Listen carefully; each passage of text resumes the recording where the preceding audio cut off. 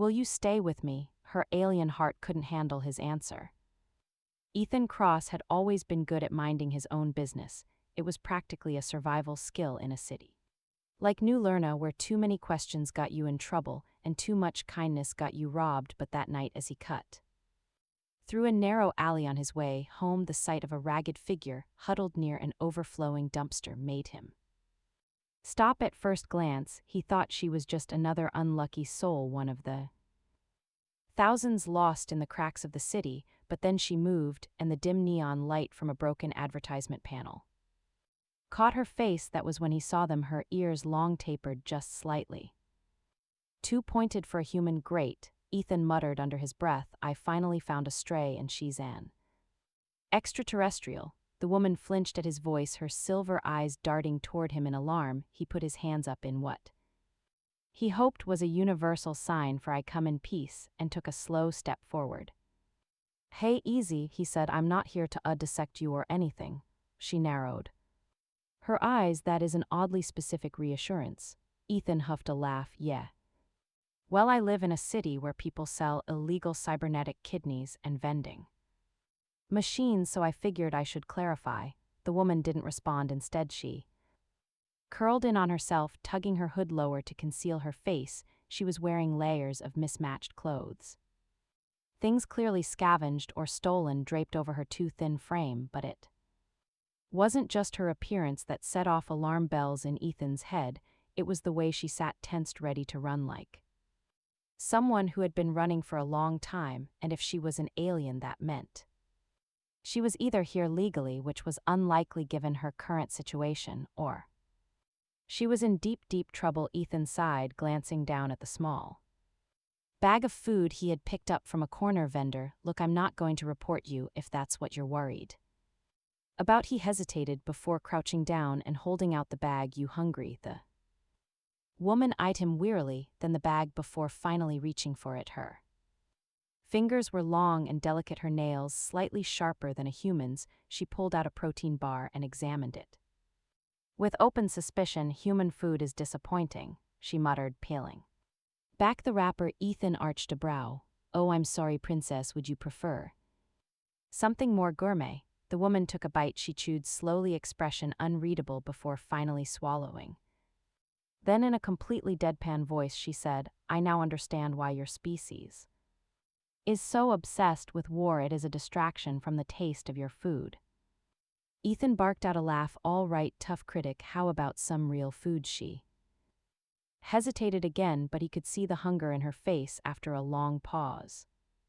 She gave the smallest nod. All right, Ethan said, standing. Come on, my place isn't far. She froze. Why would you help me? Ethan shrugged. Because it's cold and you look like you haven't eaten a decent meal in weeks. Also, I have a soft spot for weird strays. The woman seemed to consider this before letting out a resigned sigh. Very well, lead the way, human. Ethan smirked. Oh, I like how you say that, like you're tolerating my entire species at once. She didn't deny it. Ethan's apartment was modest. That was a generous way of putting it. A single room unit stacked in one of the many honeycomb-like residential blocks of New Lerna, with barely enough space for his bed, a small table, and a kitchenette shoved into the corner. The only thing high-tech about the place was the flickering screen on his wall that refused to turn off, continuously cycling through unwanted advertisements. Ethan kicked off his boots and gestured vaguely. Welcome to my humble abode. Try not to judge too hard. The woman stepped inside, cautiously glancing around like she expected a trap. When she didn't find one, she pulled back her hood, revealing more of her features. Ethan had already seen her ears, but up close the other differences became more obvious. Her skin had a faint, almost imperceptible sheen, as if catching the light in ways human skin didn't. Her silver eyes, too sharp and reflective, flicked toward him with clear calculation. How long have you been on Earth? Ethan asked, moving toward the kitchenette to heat up some actual food. The woman hesitated before answering. A few months alone, she nodded. Ethan whistled low. Damn, and you haven't been caught yet? Her lips quirked. You sound disappointed. More impressed, actually. Earth's a bureaucratic nightmare if you don't exist on paper. you usually don't exist for long," the woman didn't reply to. That instead she sat down stiffly at his tiny table, her movements precise and almost too graceful, like she was still adjusting to pretending to be human. Ethan placed a plate of steaming noodles in front of her. "Here, I won't promise.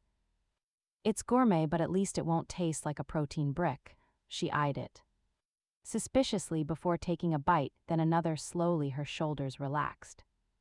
Ethan leaned against the counter watching her. "Got a name?" The woman hesitated again, like she was weighing the risks of telling him. Then finally she said, "Alara."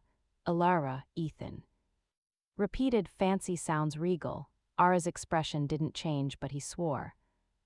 Something flickered in her gaze, something guarded. "And you?" she asked Ethan. "Ethan Cross." Ara tilted her head slightly. "You do not seem like a Cross." Ethan blinked. "Oh, what does that mean?" She shrugged. "I do not know. I simply expected something different." Ethan snorted. "Well, sorry to disappoint." Ara took another bite of her food, then looked at him, eyes sharp and calculating. "And what do you expect of me, Ethan Cross?" The question caught him off guard. He opened his mouth, then shut it, considering. Finally, he just shrugged. "Honestly, no idea. I just know you looked like you needed help." Ara studied him for a long moment before finally nodding. For the first time, she didn't look like she was about to run. Ethan took that as progress. "All right," he said, stretching. "You can crash here for the night. Couch isn't much, but it's better than a dumpster." Ara considered, then nodded again. "Very well." Ethan grinned. "You're welcome, by the way." She just raised an eyebrow. "For what?" "For proving my theory right." He said that my life was too boring and the universe was bound to throw something ridiculous at me. Eventually, R stared at him unimpressed. Then for the first time she smirked. Maybe, just maybe, Ethan had made a friend. Ethan woke to the distinct feeling that someone was watching him. His brain, still sluggish with sleep, struggled to process the details. Dim lighting, the faint hum of his apartment's failing ventilation unit, the smell of burnt coffee. Wait, burnt coffee? He cracked one eye open and immediately regretted it. Ara stood by his tiny kitchenette, staring at the ancient coffee machine like it was an enemy combatant. Wisps of smoke curled from the top, and the entire device was trembling like it had developed an existential crisis. Ara, for her part, looked vaguely fascinated, as though she was watching a science experiment on the verge of catastrophic failure. "Morning," Ethan croaked. Ara didn't turn around. "Your machine is malfunctioning." "Yeah, I got that," he muttered, swinging his legs off the couch. "What did you do?" Ara finally turned to face him, arms crossed. "I attempted to operate it according to the written instructions. They are flawed." Ethan stood, rubbing his face. "You mean the instructions printed on the side? Those have been there since before I was born." "Pretty sure they work fine." Ara raised an eyebrow, stepping aside so he could inspect the damage. The coffee maker was definitely dead. A small puddle of thick tar-like sludge oozed from the bottom, and the display was flashing symbols that Ethan was fairly sure weren't part of the original design. He sighed. "All right, moment of truth. What exactly did you do?" All tapped her chin, considering. "I followed the instructions precisely. Step 1, fill the reservoir. Step 2, add coffee grounds. Step 3, insert filter." Ethan nodded. "So far, so good." Ara tilted her head. "Then I reasoned that the process could be improved." Ethan groaned. "Oh no, I adjusted the water to coffee ratio based on optimal density calculations, increased the machine's heat output by rerouting excess power, and removed the redundant filtration process to maximize efficiency." Ethan blinked at her. "You hacked my coffee maker." Ara lifted her chin. He gestured at the smoldering ruin. "It's dead." Ara, she pursed her lips. "A minor setback." Ethan ran a hand through his hair. "Okay, so lesson learned. Aliens should not be left unsupervised with human appliances." A smirked, slightly noted. Ethan groaned but couldn't hold back a laugh. "All right, breakfast first, then we need to talk." Eyed him suspiciously. "Talk about what?" Ethan opened his cabinet and sighed at the sad state of his food supply. He grabbed a box of protein cereal and poured some into 2 bowls before handing one to Ara. "About you," he said simply. She didn't react at first, just studied him over the rim of her bowl. "What about me?" Ethan leaned against the counter. "You've been here for months, right? Living on the streets."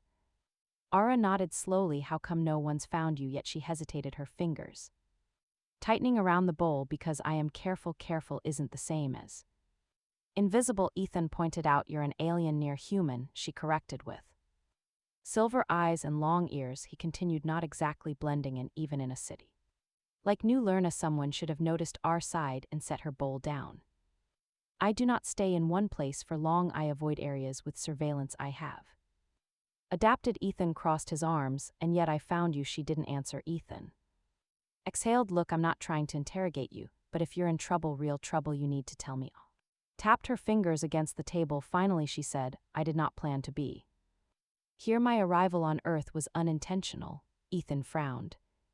Unintentional? How? She hesitated again, then glanced toward the window as if expecting someone to be watching. Ethan followed her gaze. Ara, are you being hunted? Her jaw tightened. Yes, the single word hung in the air between them. Ethan let out a slow breath. Okay, that's bad. Alara tilted her head. Astute observation. Ethan ignored that. Who's looking for you? She exhaled. If I tell you, you will regret knowing. Ethan laughed, but there wasn't much humor in it. Pretty sure I already crossed that bridge when I let you in. Ara studied him for a long moment, then finally she spoke. I am Vayari, she said quietly, crown heir to the Yoltian Dominion.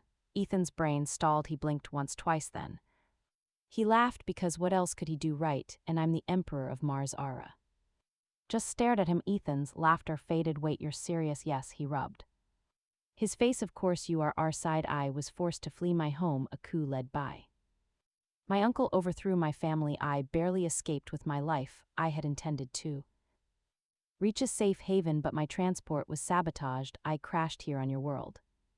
Ethan stared at her. You're telling me you're a space princess on the run from an intergalactic coup? Yes, he let out a long breath. You know, I was really hopping for something simpler, like, I don't know, unpaid space parking tickets, or something all arched and eyebrow would that have made you feel better.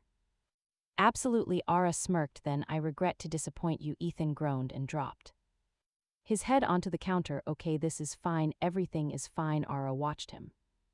Bust, are you finished panicking? He pointed at her without lifting his head. Give me 5 minutes, she sighed. Ethan, he sat up, exhaling sharply. All right, fine. We'll deal with this, but if your evil space uncle shows up at my doorstep, I'm charging you rent. Ara actually laughed. It was soft, barely there, but real. Ethan shook his head. All right. Your Highness, let's figure out how to keep you alive. And just like that, his life had officially gone off the deep end. Ethan had many regrets in life. Buying that off-brand hoverboard that exploded after 2 rides, trusting his old landlord when he said the apartment only had occasional infestations, and most recently letting a runaway alien princess crash on his couch. He stood in front of his bathroom mirror, gripping the sink as if it could anchor him back to a reality where this wasn't happening. Vayari, crown heir to the Walathian Dominion, currently using his threadbare couch as a throne. Ethan sighed and splashed water on his face. This is fine, totally normal, just another Tuesday from the other room. Yara called out, you keep saying that, but I suspect you are attempting to deceive yourself. Ethan groaned and stepped back into the main room. Ara sat on the couch, legs tucked beneath her, idly examining a screwdriver she had found in his junk drawer. She turned it over her fingers like she was analyzing some primitive artifact. That, Ethan said, pointing at her, is not a weapon. Ara arched an eyebrow. You say that, but I'm fairly certain I could disable someone with it. Ethan sighed and snatched the screwdriver from her hands. Can we focus? You dropped a lot of information on me last night, and I need to know exactly how bad this situation is. All exhaled and sat up straighter. Very well, what do you need to know? Let's start with the obvious, Ethan said, crossing his arms. If your uncle is after you, does he know you're here? Like here, or is he still looking in the wrong star system? R's expression darkened. I do not know if my ship's distress beacon activated upon impact. It is possible they trace my location. However, Earth is classified as a low-priority planet. It is unlikely they would have sent a full search party. Yet Ethan frowned. Yeah, well, I don't love the word yet in that sentence. R tilted her head. Would you prefer I lie honestly? A little. R smirked, noted. Ethan rubbed his temples. Okay, next question. What's the actual plan? I mean, you can't just lay low here forever. You said you were Trying to reach a safe haven before you crashed right where was that all? Hesitated there is a hidden sanctuary within the Orion Belt, a neutral system where fugitives and exiles find refuge. I had arranged passage there, but with my ship destroyed, I lost all contact with my allies. I have no means of reaching them now. Ethan frowned. Okay, but we've got ships here, not like good ones, but there's bound to be someone smuggling goods off-world. Can't we just buy a ticket? R let out a soft, humorless laugh. Do you have access to an interstellar port, falsified documentation, and enough credits to bribe a pilot? Because without those it is impossible. Ethan exhaled. Right of course it's never easy. Ara studied him. Ethan, I do not expect you to involve yourself further. This is my burden, not yours. Ethan waved her off. Yeah, save the noble self-sacrifice speech. You're already on my couch. You killed my coffee maker, and you might have a space hit squad looking for you at this point. I think I'm already involved. Ara's lips twitched. You are oddly resigned to your misfortune. Ethan gave her a dry look. Sweetheart, I live in New Lerna. Yesterday I saw a guy get mugged by a malfunctioning security drone that kept apologizing while it tased him. I stopped being surprised by anything a long time ago. Ara actually chuckled at that. It was a soft, fleeting sound, but real. Ethan took that as a win. All right, he said, clapping his hands. First order of business, if you're staying here, you need to blend in better. You might pass for human at a distance, but up close those ears are a dead giveaway. All frowned. And what do you suggest? Amputation? Ethan choked. What? No. I was thinking more like hats, maybe a hoodie. R gave him a skeptical look. Hats? Hey, it works for undercover spies in every movie I've ever seen. R sighed. Very well. Ethan grabbed his old jacket from the chair and tossed it to her. Try this. Slipped it on, pulling the hood over her head. She turned to him with an unimpressed expression. Do I look inconspicuous now? Ethan rubbed his chin. You look like someone who's either law or trying to sell illegal software in an alley. All considered, that is technically accurate. Fair point, Ethan admitted. Okay, step 2, money. I don't suppose you have an intergalactic trust fund I can cash in? All snorted. My wealth is locked behind Yoltian security codes, and even if I could access it, Earth's economy does not accept Dominion credits. Ethan groaned. Great, so we're broke? All raised an eyebrow. You were already broke, Ethan. I am simply increasing the scale of your financial woes. Ethan pointed at her. Rude. Accurate but rude. Ara smirked. Ethan sighed. All right, we'll figure that out later. Right now I need to get to work. You should stay put. Absolutely not. Ethan blinked. Excuse me. All crossed her arms. If I remain here, I will be idle. If I am idle, I will become restless. If I become restless, I will optimize more of your primitive appliances. Ethan stared at her in horror. You're coming with me? Yes, he sighed. Fine, but if anyone asks, you're my weird cousin visiting from Canada. No one questions Canada. R frowned. What is a Canada? Ethan grinned. Exactly. Ara gave him a look of deep suspicion but said nothing. Ethan grabbed his keys and opened the door. All right, Princess of Space, let's go introduce you to the joys of minimum wage. Ara followed, muttering, your planet is absurd. Ethan grinned. Welcome to Earth. Ethan regretted a lot of things, letting an alien princess crash on his couch, questionable taking her out in public. Definitely worse, but bringing her to his job that was shaping up to be a monumental mistake. New Lerna's lower Market District wasn't the worst part of the city. Ethan had been mugged there only twice, which was basically a safety record, but it had a reputation for being the kind of place where you minded your business, kept your valuables hidden, and pretended not to see the occasional unlicensed cybernetic implant dealer setting up shop behind a noodle stand. Ethan's workplace, Zed's Galactic Goods, sat on the edge of the district like a forgotten relic from an era when space age meant cheap plastic knockoffs of actual alien tech. It was a cluttered mess of outdated gadgets, questionably sourced extraterrestrial artifacts, and dusty action figures that had probably been here longer than Ethan. Ara stood by the entrance staring at the flickering neon sign that read Zed's Gaic. The last few letters had burned out years ago. She tugged the hood of her borrowed jacket lower over her long ears and gave Ethan a deeply skeptical look. This is where you work. Ethan sighed. Yeah, look, it pays some of my bills, okay. Ara squinted at a display of authentic Martian glassware in the window that is not Martian glass, that is Earth glass with a green tint. Ethan shrugged. Yeah, and those real asteroid fragments over there, probably gravel. From Old Man Murray's backyard. Welcome to capitalism. Ara exhaled sharply, but followed him inside. The shop was exactly as miserable as Ethan expected. Flickering overhead lights, a faint smell of burnt circuitry, and his boss Zed hunched over the counter tinkering with a busted drone. Zed was human, probably. He had the kind of grizzled, ageless face that suggested he had either survived multiple wars or was permanently running on 2 hours of sleep. He glanced up as Ethan walked in and grunted, "You're late." "Good morning to you too, Zed," Ethan said, rolling his eyes. Zed eyed Ara. "Who's this?" Ethan cleared his throat. This is my cousin from Canada." Zed squinted at Ara like she was a particularly suspect piece of merchandise. "You don't look Canadian." Ara gave him a flat stare. "You do not look intelligent, and yet here we are." Ethan choked on air. Zed blinked, then to Ethan's horror, the old man laughed. "I like her," Zed said, smirking. "She got a work visa." Ethan panicked. No. Work visa? She's just visiting." Zed waved a hand. "Fine, just don't let her break anything. Unlike you, the inventory is actually worth something." Ethan glared, but Zed had already gone back to dismantling the drone. "Are lined in your employer is." Yeah, I know."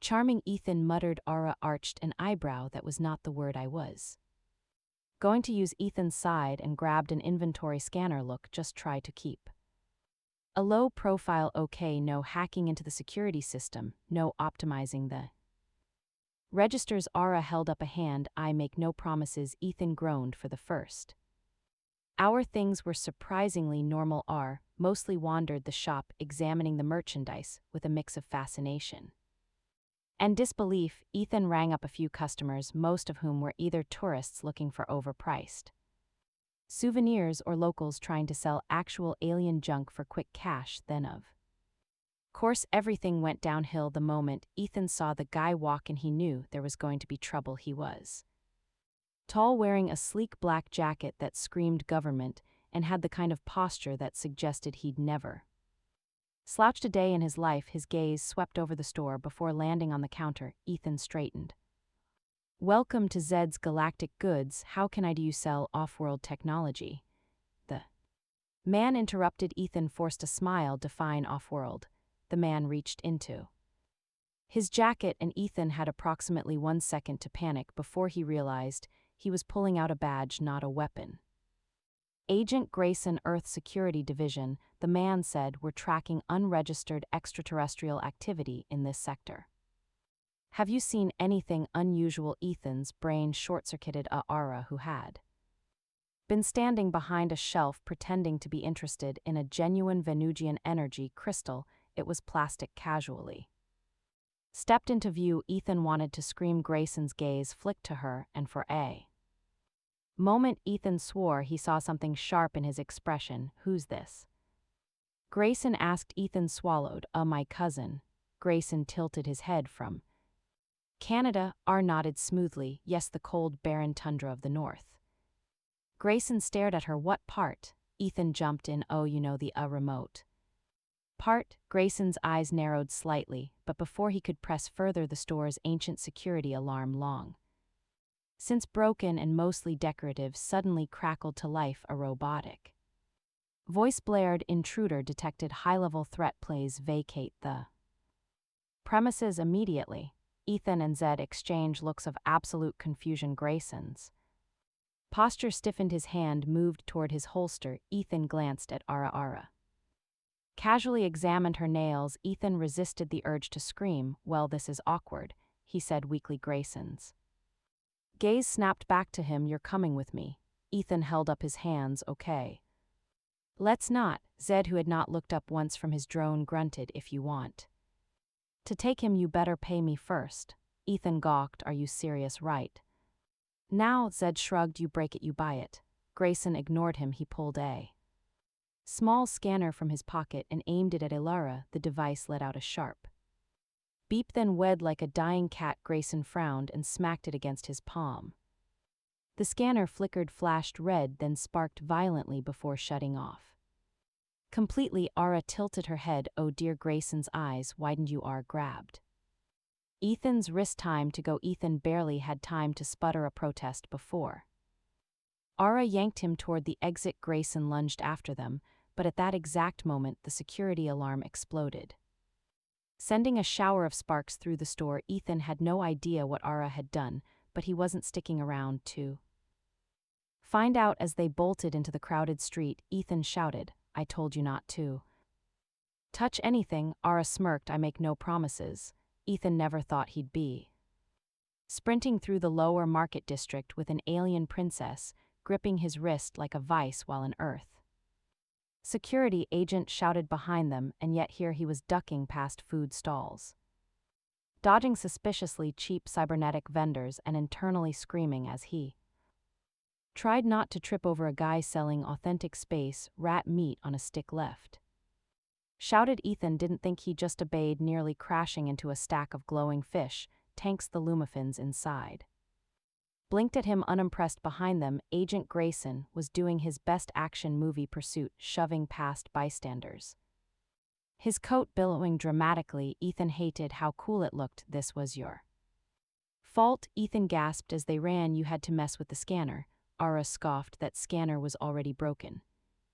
I merely accelerated its self-destruction.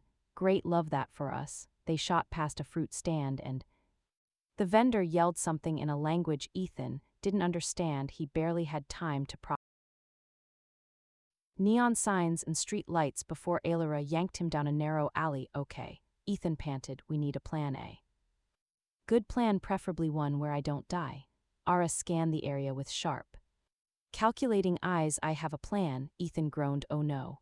Ara ignored him and pulled a small, sleek device from her pocket. Ethan recognized it, one of the actual alien gadgets she'd brought with her. It was small, about the size of a credit card, but way more high-tech than anything Earth had developed. Ethan peeked around the alleys. Edge. Grayson was getting closer, and worse, he wasn't alone anymore. 2 more agents had joined him, their dark uniforms cutting through the crowd like sharks through water any second now. Ara, Ethan urged. She flicked a switch on the device, and suddenly the air around them shimmered. Ethan felt a weird tingling sensation crawl over his skin like static electricity. Ara grabbed his shoulders. Whatever you do, do not move. Ethan barely had time to open his mouth before Grayson and the other agents ran right past them. Ethan blinked.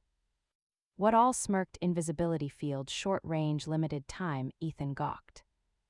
You had this the whole time, and you didn't think to use it before we almost died. Ara shrugged. Dramatic timing is important. Ethan wanted to scream. They waited, barely breathing, as Grayson and his men scoured the street. The field wouldn't last long, but it was enough. After a few tense moments, the agents gave up and disappeared down another alley. Ala exhaled, letting the device deactivate. Ethan flopped against the alley wall. I'm going to need like a year of therapy after this. Ara tilted her head. You cannot afford therapy. Ethan pointed at her. Okay, rude. Just smirked. They didn't have time to celebrate now that Grayson was sniffing around. They needed somewhere safe, and Ethan knew exactly where to go. The best thing about new learners' underbelly, if you needed to disappear, there was always someone who specialized in making that happen, which was why 20 minutes later Ethan and Ara stood outside the dingiest, most untrustworthy shop in the city, Grembo's Emporium of Technological and Personal Enhancements. Ara eyed the sign, personal enhancements. Ethan sighed. Just don't ask. A bell jingled as they stepped inside. The shop smelled like burnt wires and old engine grease. Shelves lined the walls, cluttered with an assortment of suspiciously acquired tech. In the center of it all stood Grembo, a short, four-armed alien with beady eyes and the kind of grin that suggested he'd sell his own grandmother if the price was right. Ethan Grembo spread 2 of his arms in greeting while the other 2 continued disassembling a device. Long time no see. My friend, I assume you're here for reasons that will get me arrested. Ethan clapped a hand to his chest. Grembo, that Hurts, I am always a law-abiding citizen, Grembo snorted. Sure, and I'm the queen of Jupiter. All leaned forward. Jupiter does not have a queen. Grembo's grin widened. Exactly, Ethan rubbed his temples. Okay, listen, we need a place to lay low for a while and maybe hypothetically, some fake IDs. Grembo squinted at Ara. She's the one the feds are after. Ara arched a delicate brow. What gave it away? Grembo gestured vaguely, the air of extreme importance. Also, you don't blink like a normal person. Ara blinked twice. Deliberately, Grembo cackled. Oh, I like you. Ethan sighed. Can you help or not? Grembo wobbled his head and mocked deliberation. Tricky fake IDs are one thing, but hiding someone from the Earth Security Division, that's premium risk, my friend. Ethan crossed his arms. You owe me. Grembo's eyes narrowed. For what? Ethan grinned. Remember last year when you needed urgent help getting rid of those malfunctioning translator chips? Grembo twitched. One bad shipment. You told a gang boss his mother smelled like a malfunctioning toilet drone. He almost killed you. Grembo grumbled. Fine, I may owe you. He sighed. All right, you get one night. After that you're on your own. Ethan exhaled. Good enough. Ara glanced around the shop. I assume this establishment is somewhat secure. Grembo scoffed. Sweetheart, this place is more secure than the mayor's office. Ethan frowned. Didn't the mayor's office get hacked last month? Grembo waved a hand. That's not the point. Ethan rolled his eyes. Grembo led them to a back room filled with old storage crates. All right, lovebirds, make yourselves at home. Try not to touch anything highly explosive. Ethan frowned. Wait, highly explosive? Grembo waggled his eyebrows. You'll find out. Alara smirked. I like him. Ethan groaned as they settled in for the night. Ethan stared at the ceiling. So what's the plan? All's eyes gleamed in the dim light. We find out what Grayson knows and then we deal with it. Ethan groaned. I hate that your plans always involve me almost dying. Ara patted his shoulder. Think of it as a bonding experience. Ethan sighed. This is the worst bonding experience ever. Ethan woke up to the sound of something small and metallic skittering over the floor. For a few precious seconds, he was warm, half asleep, and blissfully unaware that his life was in constant peril. Then he opened his eyes and saw the spider-like drone creeping toward his face. He yelped and scrambled back, crashing into a crate marked, Do not open unless you have a death wish. Aller, sitting cross-legged on an overturned supply box, barely glanced up from the holographic interface. She was fiddling with Relax, Ethan, it's harmless.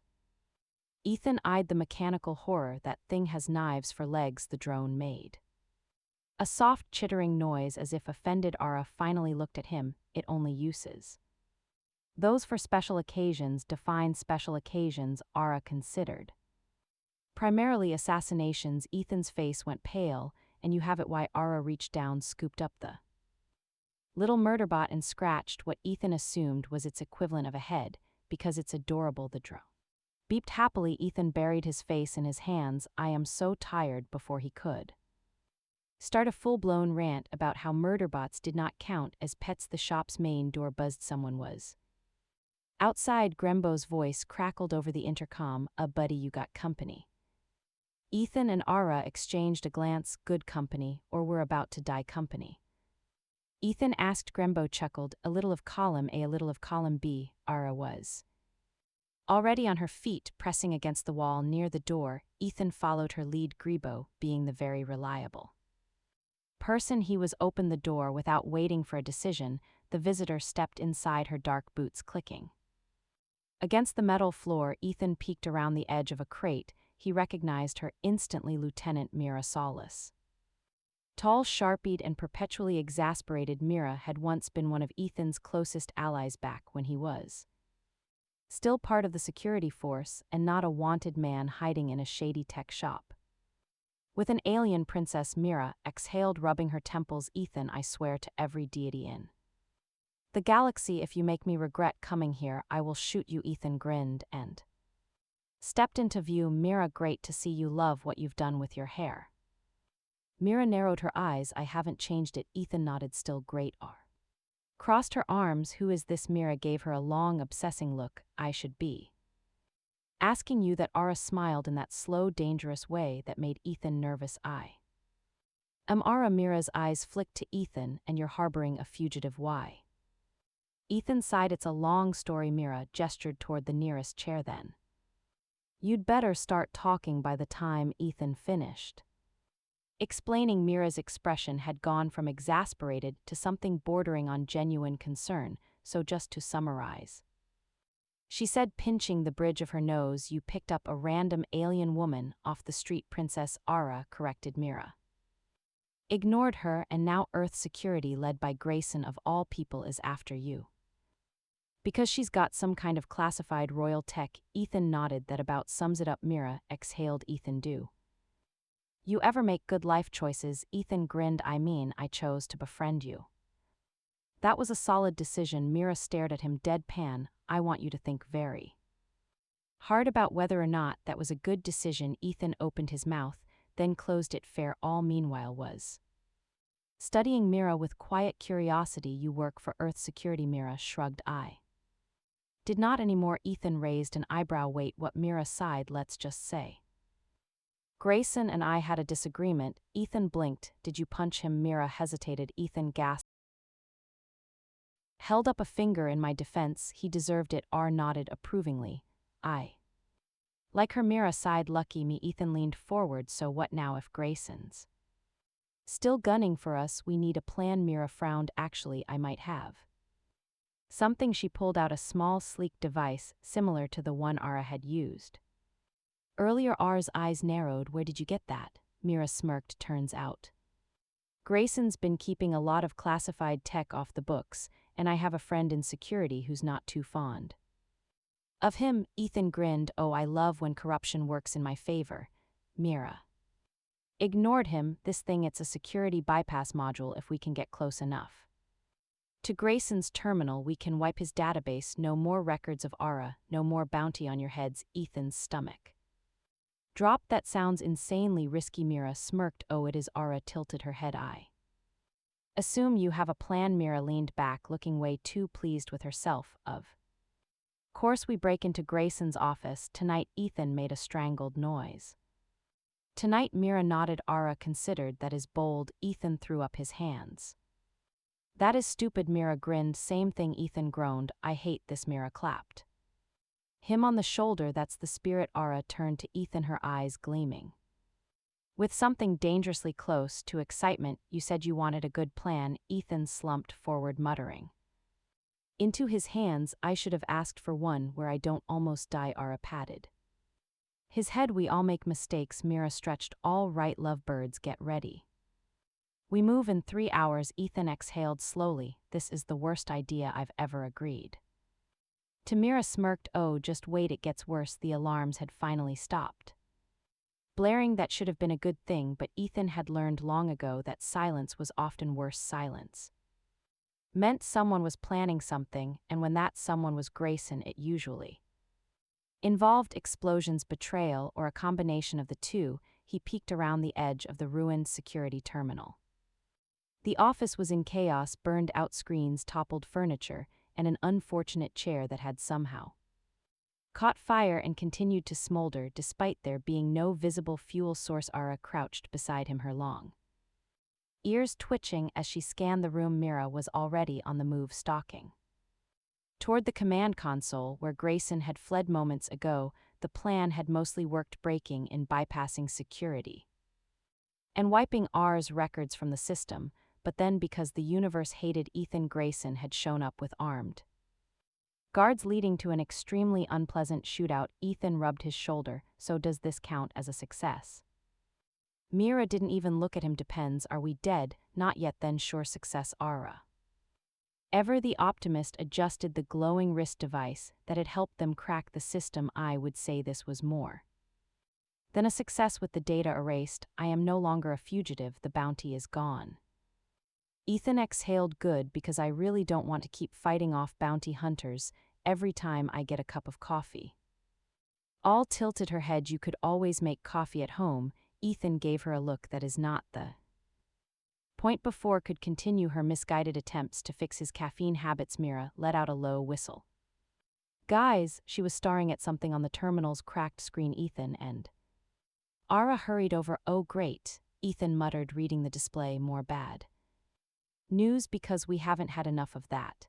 The terminal showed a priority message set on an automatic delay in case of unauthorized tampering. The words Imperial Retrieval Unit en route blinked.